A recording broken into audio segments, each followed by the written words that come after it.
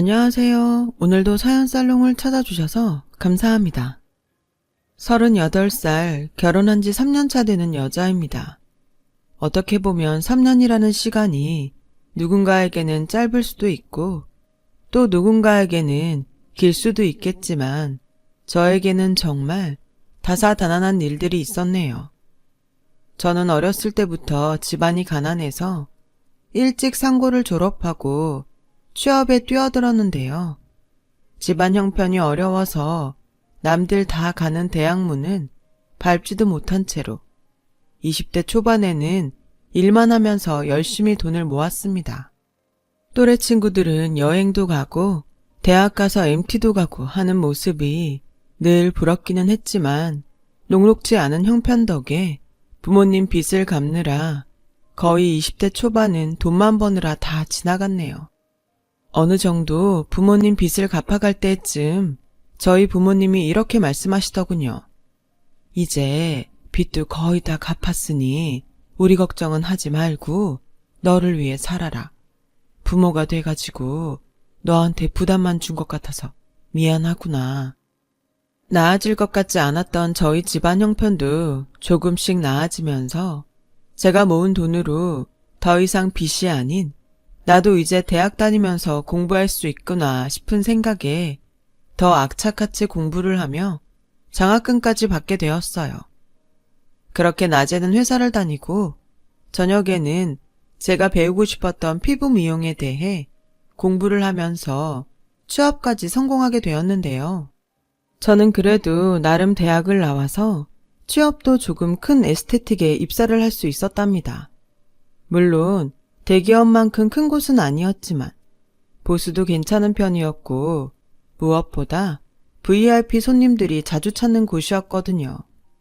고급 기술을 배우며 일할 수 있었어요. 제 능력을 인정받으면서 열심히 일하다가 저희 샵으로 화장품을 납품해주는 영업사원으로 일하던 전 남편을 만나 결혼까지 하게 되었네요.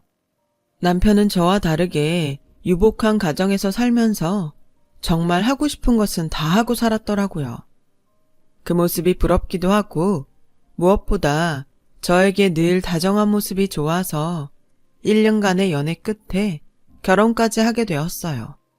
그런데 앞으로 평탄할 것 같았던 제 삶이 시댁 때문에 완전히 바뀌어 버렸어요. 시댁은 사람을 평가할 때 어디 학교를 졸업했는지 또 어느 회사를 다니는지 그 두 가지 잣대로 사람을 평가하는 게 습관이었는데요. 그래서 결혼 전에도 은근슬쩍 저를 못 믿어와하면서 무시하는 게 느껴졌었어요. 한 번은 상견례 자리에서 이런 일도 있었죠. 아니, 우리 아들은 대기업 회사에서 일하는데 적어도 예단은 1억 이상 해와야 하는 거 아니에요? 네? 예단 1억이요? 저희가 그 정도의 돈은 없어서 최대한 3천만 원은 만들어 볼게요. 아니, 막말로 우리는 쌍둥이 아들만 둘인데 둘째 며느리는 결혼한다고 집도 해오고 차도 해왔는데 그깟 1억을 못 해온다는 거예요? 그리고 들어보니 학교도 야간 전문대 나왔다고 들었는데 우리 집안은 둘째 며느리까지 다 명문대 나왔어요. 차이가 나도 너무 나서 이 결혼 안 시키려다 그래도 우리 애가 유선이가 너무 좋다고 하니까 이건 좀 알고 계셨으면 해서 말씀드리네요. 저희 집이 가진 게 없어서 유선이를 제대로 뒷바라지 못했지만 그래도 우리 딸 참 성실하고 바르게 자랐어요. 예쁘게 봐주셨으면 좋겠습니다. 저희 부모님도 그동안 항상 다른 사람 밑에서 빚만 갚느라 주눅든 모습이었는데 상견례 자리에서도 시어머님이 무리하게 예단을 요구하시는 모습에 또 한없이 작아지시더라고요. 사실 돈 없는 게 엄청난 죄를 지은 것도 아니고 그런 부모님 모습에 정말 욱했지만 부모님 얼굴도 있어서 눌렀어요. 상견례 자리에서 부모님과 저를 대하는 모습을 보며 이 결혼 진짜 하지 말아야겠다는 생각이 들더군요. 그 생각을 수없이 했죠. 그럴 때마다 남편이 옆에서 파업만은 절대 안 된다며 앞으로 자기가 더 잘하겠다고 해서 이 남자 하나만 바라보고 결혼하게 되었죠. 그리고 처음 맞는 명절이 되었어요. 결혼식 때는 정신이 없어서 제대로 동서를 보지 못했는데 제가 봐도 세련돼 보이고 얼굴도 예쁜 게 같은 여자가 봐도 부럽더라고요. 또 성격은 얼마나 싹싹하고 야무진지 저랑 반대인 동서의 모습이 참 부럽기만 했습니다. 거기에 직업은 또 우리나라에서 알만한 대기업 화장품 회사에 다닌다고 하니 이 집안의 예쁨은 동서가 다 차지하는 듯 했어요. 명절 때마다 저 혼자 며느리라서 외로웠는데 드디어 저에게도 형님이 생겼네요. 설거지는 제가 할 테니까 앉아 계세요. 동서 괜찮아. 내가 할게. 아니에요 형님. 아직 모든 게 낯설죠? 저도 처음 시집 왔을 때 그랬어요. 고마워. 나도 결혼하고 처음 맞는 명절이라 뭐부터 해야 할지 조금 어색하네. 주방에서 우물쭈물 하면서 시무가 시키는 것만 하고 있는데 동서는 결혼한 지 2년 차밖에 안 됐는데도 이 집의 딸마냥 정말 살갑게 잘하더라고요. 저런 건 배워야겠다 싶으면서도 결혼한 지 얼마 안 돼서 그런지 아직까지 어른들에게 친근하게 하는 건 좀 어렵더라고요. 그런데 이건 제 기분 탓일까요? 시부모님이 안 계실 때면 저를 은근히 무시하면서 일을 시키는 게 뭔가 기분이 이상한 거예요. 형님, 그래도 저보다 나이도 많으시니까 전 부치고 나물 무치고 고기 삶는 것 정도는 할 줄 아시죠? 그럼 내가 전 부칠 테니까 동서는 나물 무칠래? 저는 당연히 같이 하는 건 줄 알았죠. 무슨 소리예요? 형님 오시기 전에는 제가 다 알아서 했는데 이 세 가지는 형님이 하셔야죠. 이러면서 씩 웃으며 홀랑 시어머님 곁으로 가서 같이 TV 보고 깔깔거리고 있는데 뭐라 말도 못하고 괜시리 화가 나는 거예요. 거기에 식사가 다 끝나고 과일을 깎아 먹을 때도 제가 깎은 과일들을 냉큼 포크로 집어 시부모님 입에 넣어드리면서 맛있죠 어머님? 이러는 게 참 꼴사나웠습니다. 그리고 가족들끼리 다 같이 모였는데 뭔가 저만 도태되었다는 생각이 들었어요. 어머님, 이제 곧 단풍 지는 가을인데 가족들끼리 나들이 한번 안 가실래요? 제가 단풍 예쁘게 지는 명소를 알아요. 저도 말 한마디 붙여볼까 해서 슬쩍 한마디 했습니다. 저도 알아요. 광주의 화담숲 단풍이 그렇게 예쁘더라고요. 동서, 혹시 거기 말하는 거야? 네? 형님 아니요. 거기는 광주까지 나가야 하잖아요. 저는 제가 졸업했던 고려대 캠퍼스 뒤쪽 산책로 말한 거였는데. 아, 형님은 고려대 안 나와서 모르시죠? 거기에 맞장구라도 치듯 도련님이 이렇게 말하더군요. 맞아 자기야. 거기 단풍 진짜 예뻐. 형이랑 나도 학교 다닐 때 캠퍼스 뒷길 자주 거닐면서 사진 찍곤 했었는데. 역시 같은 학교라서 통하는 게 있네. 남편과 도련님, 그리고 동서까지 고려대 출신이라서 그런지 은근히 제가 모르는 이야기를 하면서 저를 무시하는 듯한 느낌이 드는 거예요. 그래, 명문대 너네끼리 다 알아서 해먹어라 하면서 쿨하게 넘어가려고 해도 첫 명절 때부터 저를 무시하는 듯한 분위기가 되어버리니까 사실 기분이 마냥 좋지는 않았어요. 그리고 저녁에 집에 가려고 방에 놓아뒀던 가방을 가지러 가는데 동서와 도련님이 하는 이야기를 우연히 듣게 되었거든요. 형님 정말 짜증나. 형님이라고 부르기도 싫어. 당신이 형이랑 몇 분 차이로 늦게 나왔다고 저 무식한 여자한테 형님 하는 것도 짜증나고 패션도 왜 저래? 무슨 시장에서 옷 사다 입었나 봐? 누가 보면 재혼한 아줌마인 줄 알겠네. 저런 촌스러운 사람이 내 형님이라니 정말 싫어. 그냥 자기가 이해해. 어차피 명절에 잠깐 보고 말 사이인데 뭐. 100번 생각해도 우리 형이 아깝지만 뭐 어쩌겠어. 형 눈이 삔 거를. 상견례 때도 우리 부모님이 그렇게 무시했는데도 뻔뻔하게 결혼까지 한 거 봐. 진짜 자존심도 없나 봐.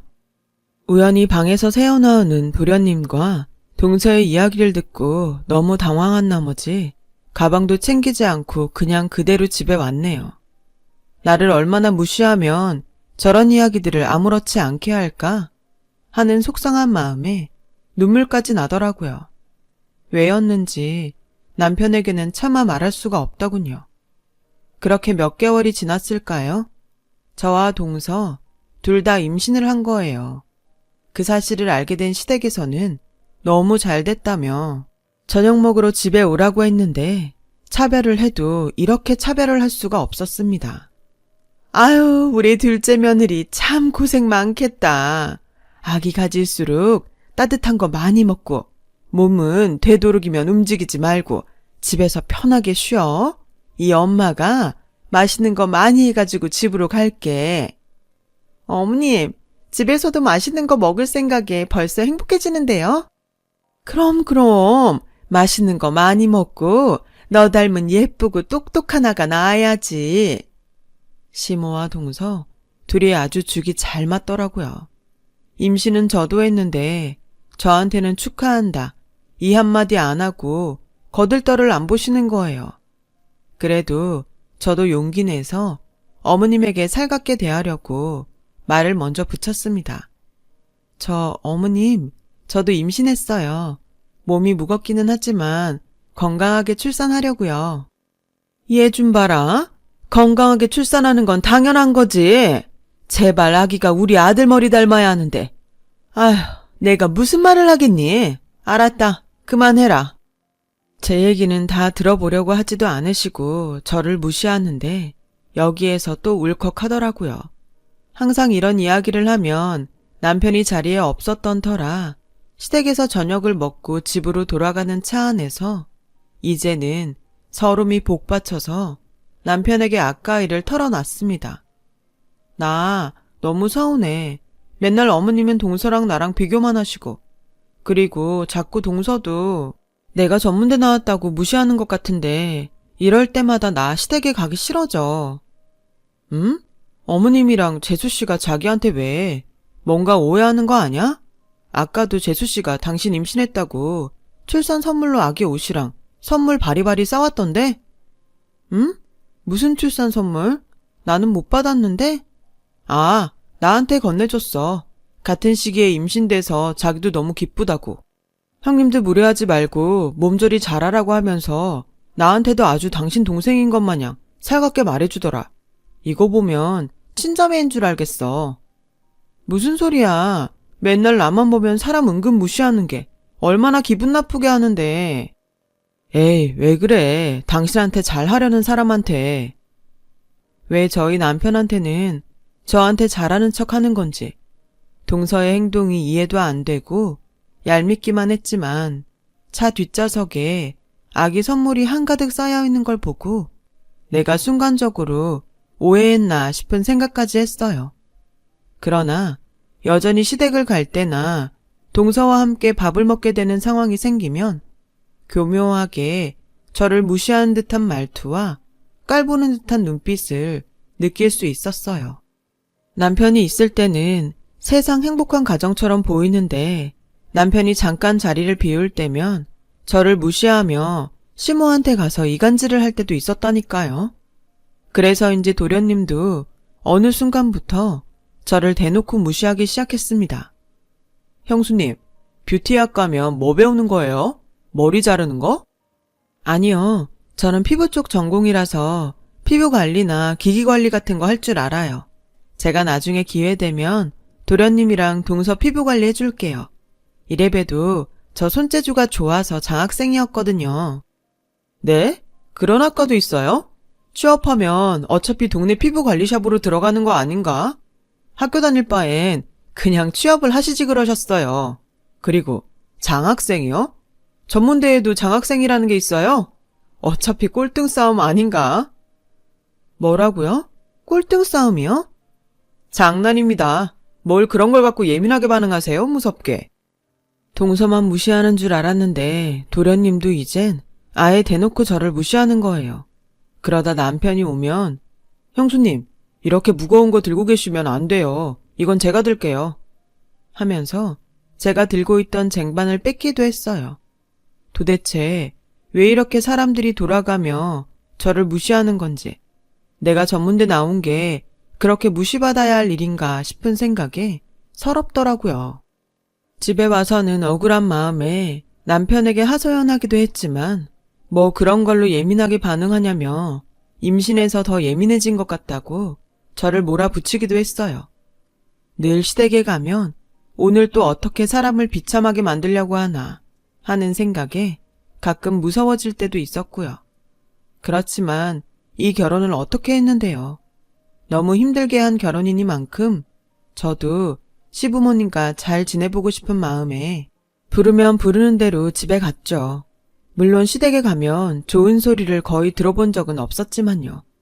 그렇게 저 스스로 괜찮은 줄 알았는데 무시하는 시댁에 그리고 동서에 시달리면서 혼자 마음고생을 하다가 결국 유산을 하고야 말았습니다.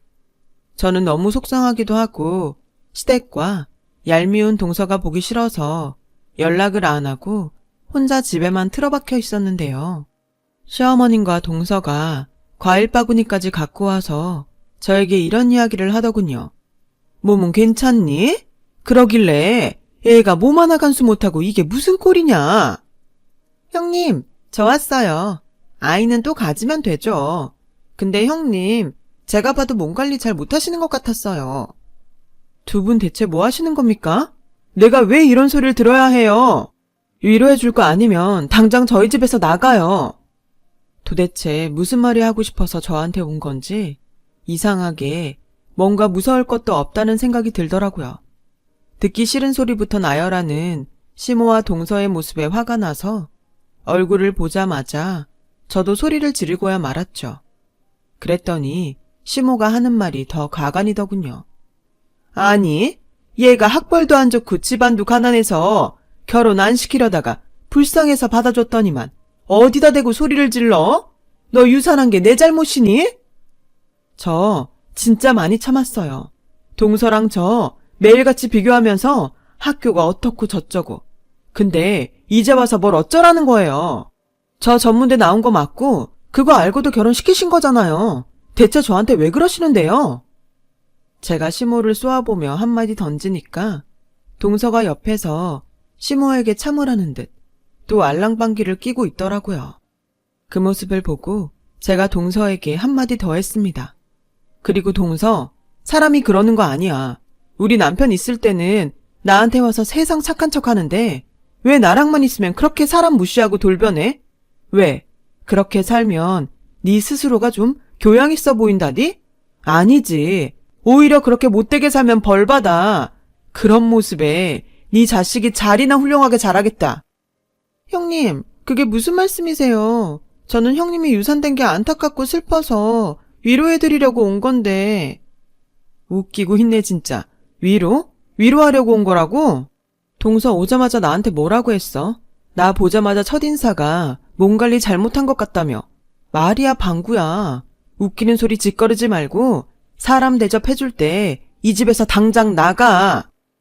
그렇게 시모와 동서에게 소리치고 침대에 누웠어요. 시모는 당연히 화가 나서 씩씩거리면서 저한테 한마디 더 하려고 했지만 동서가 그런 시모의 팔을 잡고 말리며 나가더라고요. 정말 세상이 무너지는 것 같았고 아무도 보고 싶지 않았습니다.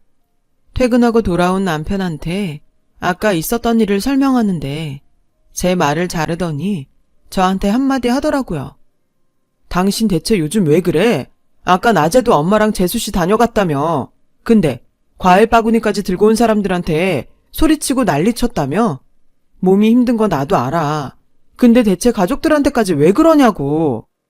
당신은 나한테 화낼 자격 없어. 내가 이렇게 된 것도 다 당신과 시댁 때문이야. 소리 지른 건 보이고 나 힘든 건 안 보이니? 사람이 큰일을 겪으면 위로 먼저 하는 게 사람이지. 안타까운 일 겪은 사람 직접 찾아와서 험담이나 해대고. 그게 명문대 나온 집안 사람들끼리 하는 위로인가 보지? 명문대? 웃겨 진짜. 맨날 시댁 식구들한테 무시당하며 혼자 스트레스 받을 때 힘들다고 얘기하면 당신이 내 이야기 제대로 들어준 적이나 있어? 내 소중한 아이도 이런 마당에 내가 눈에 뵈는 게 있을 것 같아? 그까지 소리 지르는 게 문제야? 내가 봐줘서 그 정도였어. 그리고 내 말은 귓등으로도 안 들어준 건 당신이야. 너도 네 새끼 잘못되게 한 내 잘못 있다고. 너도 꼴 보기 싫어. 제 마음을 몰라줘도 너무 모르는 남편을 향해 소리를 치니 문을 쾅 닫고 집을 나가더라고요. 그렇게 며칠을 남편은 집에 돌아오지 않았어요. 그래도 남편이니 걱정되는 마음에 전화를 해봐도 휴대폰은 꺼져 있다는 음성 메시지만 나오고요. 부랴부랴 혹시 시댁에 갔을까 찾아봤지만 어머님의 태도는 냉담하기만 했습니다. 민혁이 당분간 우리 집에서 지낸다고 하니까 넌 그렇게 알거라. 네가 민혁이한테 얼마나 스트레스를 줬으면 애가 참다 여기까지 찾아오겠니? 유산한 게 벼슬도 아니고 대체 넌 애가 왜 그 모양이니? 저랑 남편 문제예요. 제가 해결할 테니 그이 오면 저한테 연락 좀 해달라고 전해주세요. 거의 문전박대를 하다시피 쫓겨나고 나서 집에서 가만히 생각해봤죠. 도대체 이 시댁에서는 나를 왜 이렇게 미워하는지, 그렇게 학벌이 중요한 건지, 그럴 거면 애초부터 결혼을 시키지 말지 라는 생각에 휩싸여서 머리가 복잡해졌어요. 이제는 더는 안 되겠다 싶어 친정에 연락을 해서 최근에 있었던 일들을 말씀드렸는데 당장 그 집에서 나오라고 하시더라고요. 내가 그 집 상견례 때부터 사람 무시하는 것 같아서 기분이 나빴는데 너 때문에 참았다. 그렇게 우리 딸 부탁한다고 무리하게 대출까지 받아서 예단으로 따로 7천만 원이나 건네드렸는데 널 그렇게 무시했다니 내가 용서 못하겠다. 당장 나와라. 응? 예단비로 3천만 드린 거 아니었어요? 아무래도 시댁이 요구하는 대로 하지 않으면 널 믿게 볼까봐 엄마가 걱정되는 마음에 최대한 대출 받아서 7천 마련해서 드렸는데 시댁에서는 그런 이야기를 너한테 안 했니? 정말 어이가 없었습니다. 남편도 알고 있었던 건지 이런 일이 났는데도 상황을 반감만 하는 남편과 갈라서야겠다는 생각이 들었고요. 그리고 그 예단비는 다 돌려받아야겠다고 생각했어요. 남편 명의로 된 집은 어차피 시댁이 그대로 가져갈 거니까 상관없고 혼수해 간 거랑 무리하게 요구한 예단비를 어떻게든 돌려받아야겠다 싶었어요. 큰맘 먹고 시댁으로 찾아갔죠. 가족들이 아무 일 없는 듯 저녁을 먹으려고 다 모여 있더라고요. 그 와중에 시모가 제가 올 것을 알고 있었다는 마냥 큰 봉투 하나를 건네더군요. 너 이혼 서류다. 역시 사람은 자기 수준에 맞는 사람하고 살아야 해. 어머님, 저 이대로 이혼 못해요. 저희 집 사정 잘 아시잖아요. 아버지한테 받으셨던 예단비 7천만 원 제발 돌려주세요. 얘 좀 봐라. 너 그동안 그 집에서 호의호식하면서 살았잖니? 그럼 우리 아들이 그동안 생활비로 줬던 돈도 돌려줄 거니? 생활비를 저 혼자 쓴 거 아니잖아요. 7천만 원 돌려주세요. 뭐라고? 7천만 원? 참 기가 차서 없는 집안 받아줬더니 얘가 끝을 모르는구나. 없는 집안이라고 하셨죠? 네, 맞아요. 저희 집 없어도 너무 없으니까 예단비 돌려주세요. 주시면 바로 이혼 도장 찍을게요.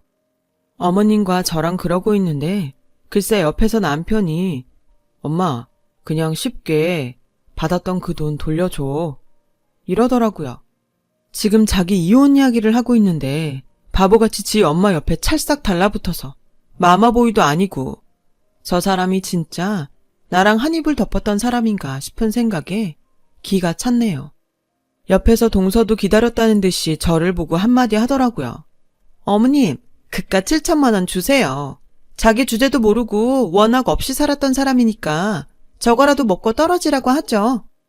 진짜 동서 한마디를 듣는 순간 손이 부들부들 떨리면서 한 대 치고 싶었지만 돈도 받아내야 하고 사람이 임신한 사람을 어떻게 때리겠습니까? 그 순간 그래 알았다. 지금 바로 넣어줄 테니 앞으로 저급한 수준에 넣어와 우리 집안 다시는 엮이지 않았으면 좋겠구나.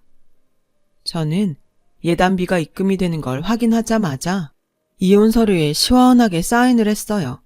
고맙다. 이 돈 먹고 시원하게 나는 간다. 참. 나도 정말 빌어먹고 살아도 너네 같은 사람하고는 상종하면서 살고 싶지 않어. 뭐? 명문대? 웃기고들 자빠졌네. 그게 너희 밥 먹여주니? 다들 고상한 척 진짜 짜증나게. 너희 가족 냄새나 구린내. 가진 사람들이 사회에 어떻게 하는지 못 배웠니? 노블레스 오블리주 몰라? 무식하게. 그래 뭐 그런 걸 외칠 만큼 니네 집이 대단하지도 않지.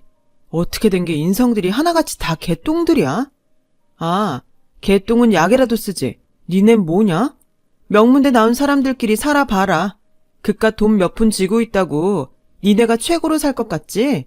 우물한 개구리야 뭐야. 밖에는 니네보다 훨씬 잘 살고 멋들어진 사람들 많어. 앞으로 내가 지켜봐줄게. 잘 살라고는 못하겠다. 그렇게 바로 짐을 싸서 나왔네요. 저는 이혼녀가 되었습니다. 사실 나오면서도 속으로는 앞으로 어떻게 살아야 할지 걱정이 좀 있었죠. 그렇다고 다시 친정 부모님께 손 벌리면서 살 수는 없을 것 같아서 저 혼자 작은 빌라 하나 전세로 살면서 지내게 되었는데요. 할 줄 아는 거라고는 피부 미용이라 가게를 차릴 여력은 안 되고 또 피부 미용을 오래 쉬어서 그런지 손이 안 풀리더라고요. 가만히 집에 있자니 우울한 생각만 자꾸 들기도 했죠. 이러면 내가 안 좋은 선택을 할 수도 있겠다 싶은 생각에 최대한 밖에서 많은 사람들을 만나려고 노력했어요. 같은 빌라에 사는 사람들과 친해져서 피부 관리를 공짜로 해주며 연습을 했습니다. 신기하게도 꾸준히 연습을 하다 보니 기술들을 손이 기억하고 있더라고요. 사람들에게 피부 관리를 해주고 나니까 피부가 무척이나 좋아졌다며 저에게 고맙다고 기프티콘이나 선물을 해주는 사람들도 있었어요. 그냥 최대한 다른 생각하고 싶지 않아서 무일푼으로 사람들에게 봉사하는 마음으로 해보자 라고 시작했던 게 입소문이 타면서 근처 아파트 엄마들 사이에서도 제 피부 관리법이 핫해진 거예요. 아, 이제 될 것 같다 라는 생각이 들었지만 집에서 영리 목적으로 피부 관리를 하면 불법이거든요. 망연자실하고 있던 찰나에 아파트 큰손이라 불리던 사모님 한 분이 저에게 투자를 하시겠다고 하는 거예요. 저는 당연히 그런 분인 줄은 몰랐어요. 왜 그런 분이 저희 집에서 관리를 받으셨겠어요. 그런데 그분이 어차피 나도 건물 여러 채 갖고 있으니까 비어있는 작은 상가 하나 정도는 내줄 수 있어요. 보증금이나 이자도 됐고 그냥 월세 20이랑 관리비만 줘요. 대신 나는 피부 평생 무료로 해줄 수 있죠? 네? 월세 20이요? 아무리 그래도 그렇지. 이 동네 못해도 상가 건물 월세가 100이 넘던데요. 내가 가진 게 돈밖에 없잖아요. 농담이에요. 여러 군데 다녔지만 신기기니 새로운 시술이니 뭐니 실증도 나는데 생각보다 나한테 맞는 피부 관리샵은 없더라고. 동생만 괜찮으면 내 피부 평생 해주는 조건으로 어때요? 네? 동생이요? 뭐 동업자라 부르기도 그렇고 동생 사람도 마음에 들고 내 피부만 예쁘게 관리해주면 되니 이참에 언니 동생 하죠 뭐. 자기 피부 관리를 평생 무료로 해주면 자기가 갖고 있는 건물 1층에 작은 샵 하나 내줄 수 있다고 제안을 하더라고요. 게다가 저의 사정을 듣고서는 관리비와 이자까지 받지 않겠다며 제대로 성공해서 복수하라는 말까지 해줬어요. 저는 진짜 하늘이 준 기회가 아닌가 싶어서 바로 그 자리에서 계약을 하고 가게를 오픈하게 되었어요. 그렇게 저는 규모가 크지는 않지만 아파트 단지 안에서도 가장 핫한 상권이라고 불리우는 1층에서 샵을 열게 되었고요. 피부샵을 운영하며 시간이 날 때마다 시간을 쪼개가며 대학에서 배웠던 화장품 제조까지 해서 지금은 특허까지 받아 제 이름으로 된 화장품까지 출시하게 되었답니다. 제 기술력을 인정받은 화장품이 입소문을 타자 여러 업체에서도 러브콜이 진행됐고요. 저에게 베푸셨던 사모님께 은혜도 갚고 더 큰 샵도 오픈했어요. 그렇게 눈코 뜰 새 없이 바쁘게 지내고 있던 중 웬 남자와 여자 한 명이 저희 가게에 찾아왔더라고요. 얼굴이 많이 낯이 익는다 싶었는데 전 남편과 동서였어요. 무슨 일이야? 여기까지는 왜 왔어? 황당한 표정을 지으며 제가 두 사람을 쳐다보자 전 남편이 이러더군요. 여보, 다른 게 아니라 나 돈 좀 빌려주면 안 될까? 우리 그래도 한때 사랑했던 사이잖아. 참나, 사랑? 말도 참 뻔뻔하게 하는구나. 됐고, 너네 집 부자 아니었니? 집 놔두고 왜 그 집 꼴이야? 그 꼬라지에 더 험한 꼴 보기 싫으면 당장 내 가게에서 나가. 사랑이라는 말에 어이가 없어서 쫓아내려는데 동서가 한마디 하더군요. 아니 형님, 그래도 함께한 예정이 있는데 왜 그렇게까지 매몰차게 말씀하세요? 아니 이보세요. 그쪽들이 돈이 없어서 굶어 죽던, 길거리에 나앉던, 이제 나랑은 상관없어. 지금 당장 나가지 않으면 영업방해로 경찰 부를 거야. 경찰을 부른다는 말에 동서가 발끈하더라고요. 뭐라고요? 신고? 진짜 형님 그렇게 안 봤는데 너무하시네요. 어디 한번 계속 쫓아내 보세요. 누가 이기나. 저 지금 진짜 급하다고요. 내일도 모레도 계속 찾아올 거예요.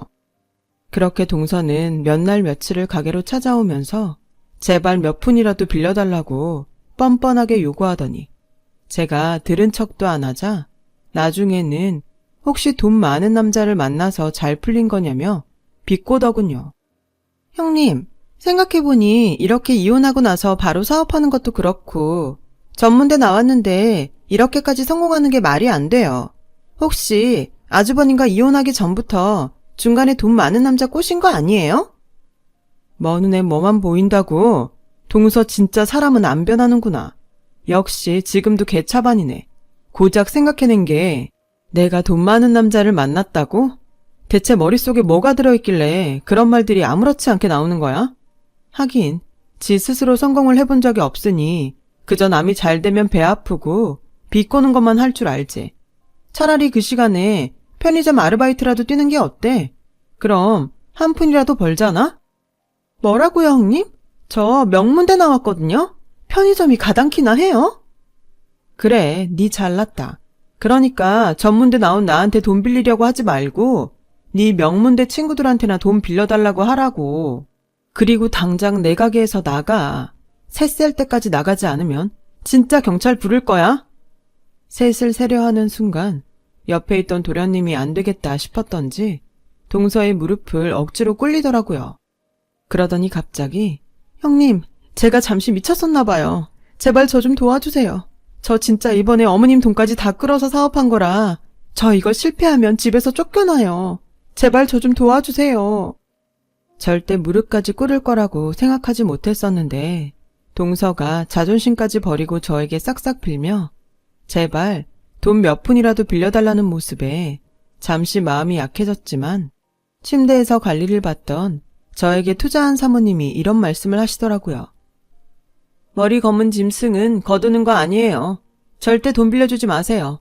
경찰은 내가 불렀으니까 얼른 하던 피부관리나 마저 해줘요. 몇 분 뒤 경찰까지 오고 나서야 동서와 도련님은 결국 제 가게에서 쫓겨났어요. 왜 그렇게 나한테 와서 빌었을까 싶은 생각에 슬쩍 주변 사람들에게 수소문해서 물어보니까 대기업 화장품 회사에서 일하던 동서가 아이를 낳고 난 뒤 구조조정 순위에 올라가서 회사에서 1순위로 잘렸다는 이야기를 들었어요. 그 이후에 자기도 이런 회사 못 다니겠다며 징징대다가 사업 하나 차리겠다며 시댁 돈부터 가족들 돈까지 다 끌어써서 무리하게 화장품 사업을 했다고 하네요.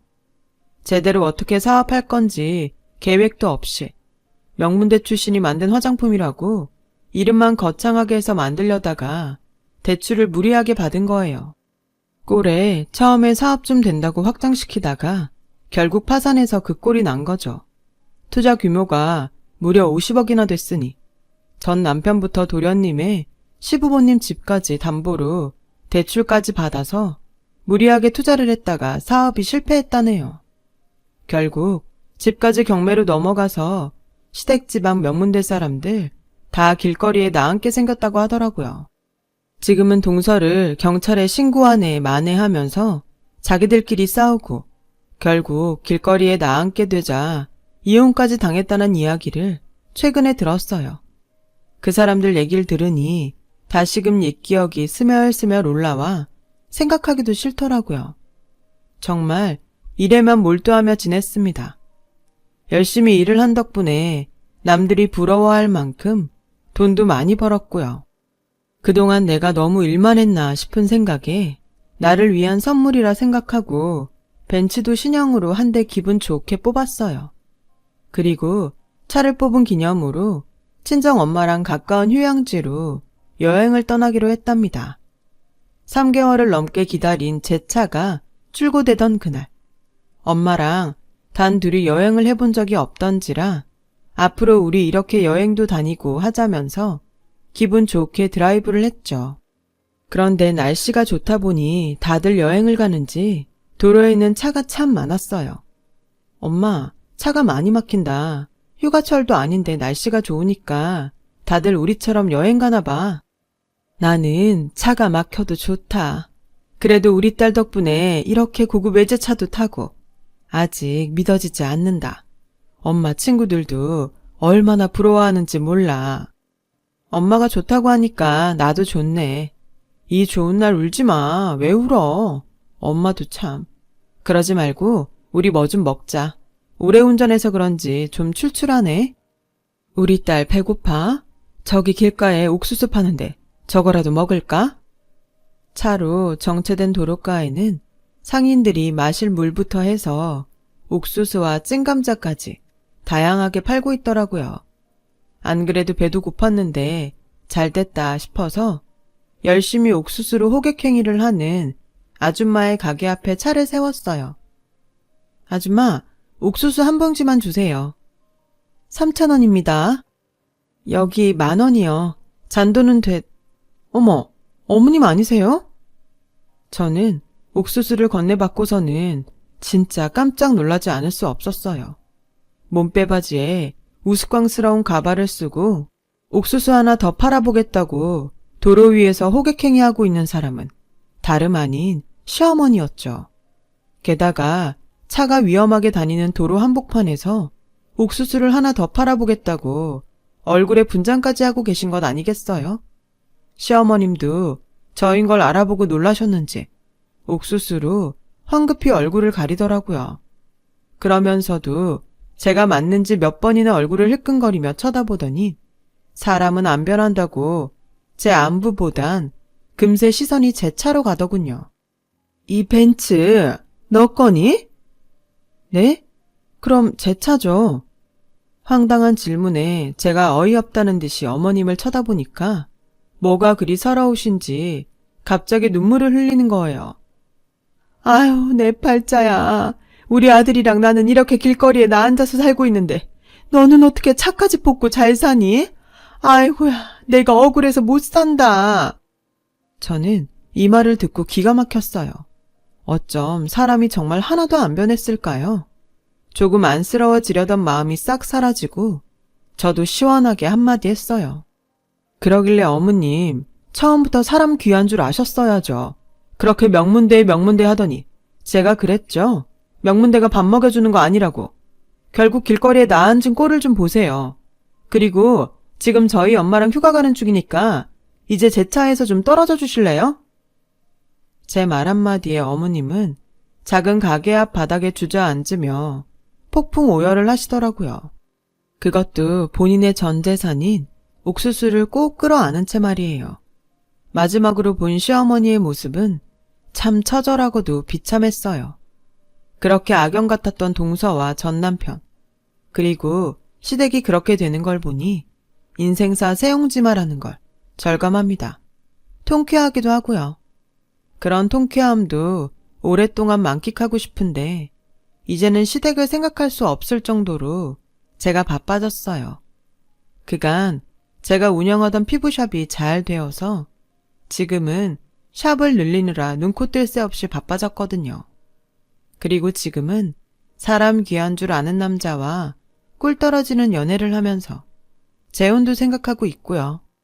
하루하루가 일 때문에 바쁘기는 하지만 그래도 제 인생이 이렇게 행복하니 분노도 줄고 즐겁기만 해요. 사업을 하면서도 어떤 사람을 만나야 하는지 큰 깨달음을 얻었네요. 긴 사연 들어주셔서 감사합니다. 여러분의 일상에도 진심으로 복이 가득하시길 바랍니다. 여러분, 사연 댓글에 응원과 현명한 조언 부탁드려요. 좋아요와 구독은 저에게 큰 힘이 됩니다. 오늘도 좋은 일 가득하세요.